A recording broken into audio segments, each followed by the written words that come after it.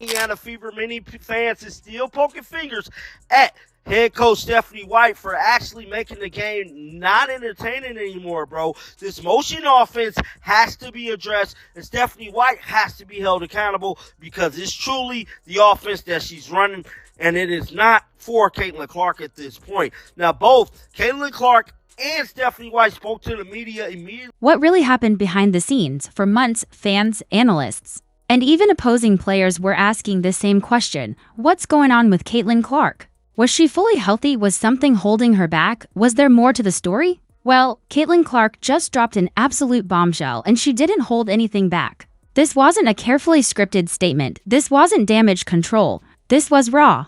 This was real. This was Caitlin Clark, uncensored, and here's where it gets even juicier. She didn't just talk about her health. She had some words for Stephanie White, too. Was it a subtle dig? Was it a direct shot? Or was it both, wrapped in a jump shot and served ice cold for everyone to hear? What Caitlin revealed caught everyone off guard. She opened up about playing through pain, about struggling behind the scenes, about pushing her body past its limit, all while trying to carry the weight of her team. All while the cameras were on her every night, all while people expected her to be perfect. She made it crystal clear, not everything the fans saw on the court told the full story. There were moments where she could barely move at 100%, but she suited up anyway. Moments where the pressure to perform was overwhelming, but she didn't let it show until now. But the real shock, the way she talked about Stephanie White. Clark didn't name names directly, but the message was loud and clear. There were decisions made, whether about game management, minutes, or player health, that didn't sit right with her. Was it a difference in philosophy? Was it frustration boiling over, or was it something that had been brewing for a long time? You'll have to see it to believe it, because this wasn't your typical press conference. There were no rehearsed answers, no polished sound bites, just the truth, straight up, and jaws. They hit the floor. This is Caitlin Clark like you've never seen her before. No filter, no sugarcoating, just pure honesty. So grab your popcorn. Buckle up, because this is that kind of video, and trust me, you don't want to miss it. I thought at times we could have played a little bit faster, and I think that's on me, like not conceding in that. We still got to play up tempo. We still got to play fast. But I mean, I thought for the most part we did a lot of stuff that coach wanted us to do, and you know, that wasn't why we lost. I can't hold you, man. That kind of looked like she let that slip out, man. I don't know. But I mean, we all see it. When they play slow, it's just not a good team, man. They're not as good as we see that they could be, right? So they need to play fast, man. I think, you know, they don't necessarily look that good when they're playing half-court ball. Maybe taking something from the Valkyries, man. The Valkyries run, all right? They be running. She doesn't just look tired, she looks exhausted, completely drained, not just physically, but on a deeper level, emotionally spent, spiritually dehydrated. There's a weight pressing down on her that no amount of rest can fix. You can see it in her eyes, the slight haze, the heavy blink between possessions. The way she stares through the noise like she's trying to gather every ounce of energy, just to make it to the next play. It's in her body language too. The way her shoulders slump for just a split second before she squares up again. The way she pushes forward like someone who isn't running on strength anymore, but on fumes, caffeine, cold tubs, tape, and sheer stubborn willpower. This isn't just basketball for Caitlin Clark, this is survival. And survival in a league that feels like it's testing her on purpose. The WNBA seems hell-bent on throwing every possible obstacle in her path, as if this is some twisted, high-stakes version of American Ninja Warrior with no safety nets, no timeouts, and no reset buttons. Only here, the obstacles aren't padded walls or hanging ropes, they're missed calls.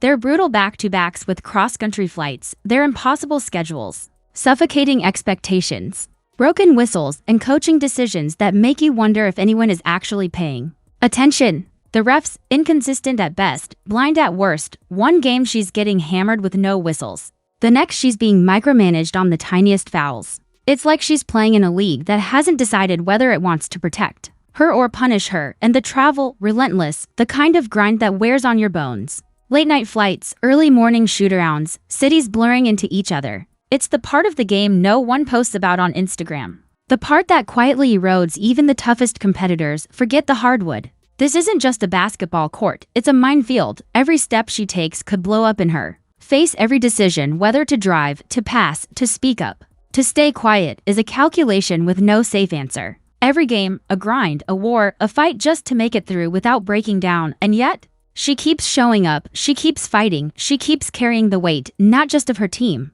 but of the entire league's attention, because that's who Caitlin Clark is, a competitor, a lightning rod, a generational talent who doesn't know how to quit, even when it's probably what her body is begging her to do, but at what cost?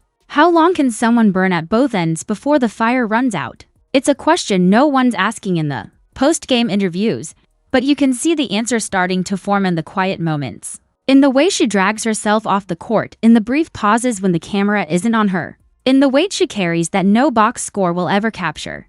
The league needs to take care of Caitlin, not for special treatment purposes, but that's who everybody's there to see. Everybody wants to see Caitlin Clark play.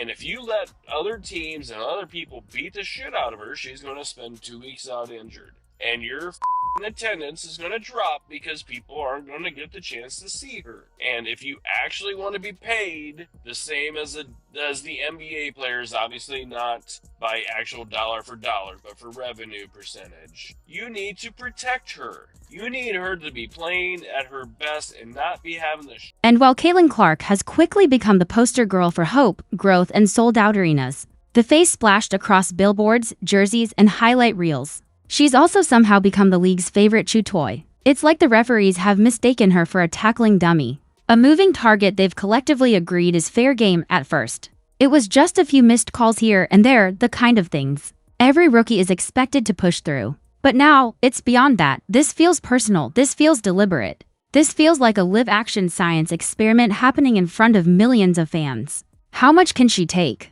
How many illegal screens, blindside shoulder bumps, hip checks, and obvious hacks can one player endure before she snaps, or worse, before she completely shuts down? It's as if someone handed the referees clipboards and safety goggles and said, let's see just how far we can push her. They test her with moving picks. They test her with late hits on drives. They test her with blatant shoves when she's off ball, where no whistle ever seems to reach. They test her with silence. Game after game, foul after foul, and through it all, Clark keeps going. Not because she's untouched by it, but because she's conditioned herself to carry it. The physical punishment, the emotional toll, the silent frustration of watching. The same rules apply differently to her. The truth is, the referees aren't just missing calls. They're moving the goalposts. They're turning the game into some twisted endurance trial, as if they're curious to see how much invisible contact, how many unanswered fouls, how many borderline assaults one player can take before she breaks into emotional jelly. It's not just about basketball anymore. It's about survival. It's about patience. It's about whether Caitlin Clark can keep absorbing hits that would send most players to the bench. Not because she's tougher, but because the league seems to expect her to be, and yet she keeps showing up. But how long can she keep shouldering that load without someone somewhere finally blowing the whistle?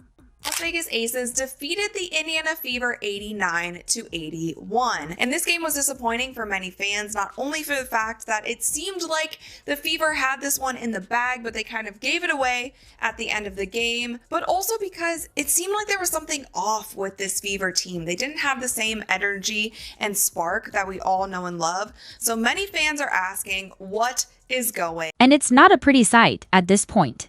The referees' whistles have practically turned into wind instruments, but they only seem to make noise when Caitlin Clark is the one doing something. When she gets hacked, shoved, or blindsided. Silence, the air stays still. The game marches on like nothing happened. But the moment she so much as breathes near another player, suddenly, those whistles are singing like it's a symphony. It's almost comical, almost, if it weren't so frustratingly real. The rule book? It's no longer a set of guidelines. It's a choose-your-own-adventure novel written by pure chaos. One where the ending changes depending on who's holding the whistle. If someone sneezes on her, it's play on. If her jersey brushes someone's arm, that's a flagrant 2, a 5-game suspension, and probably a written apology to the league. The double standard is so loud now, fans can't ignore it. It's not about fairness anymore. It's about how long they can keep moving the goalposts and still pretend this is the same game, and through it all, Caitlin Clark keeps playing, keeps grinding, keeps showing up, but you can't help but wonder, when does the patience run out? When does the game stop being a game? I have figured out the solution to the Indiana Fever's problems. Hear me out, hear me out, hear me out. This is what we got to do. We got to put Caitlin Clark off ball. We need to run a motion offense. So when the defense takes away what Caitlin Clark does best, we have other players that can still perform.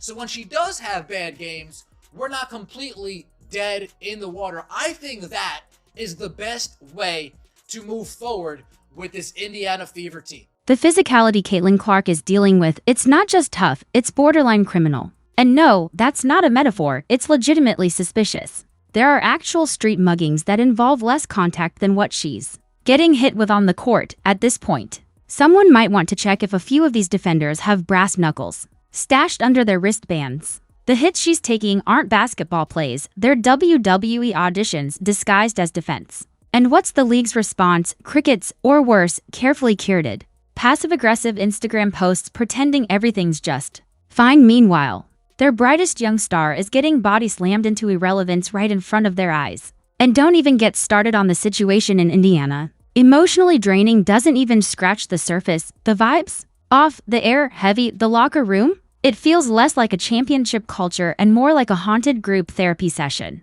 One awkwardly sponsored by Broken Dreams and Gatorade.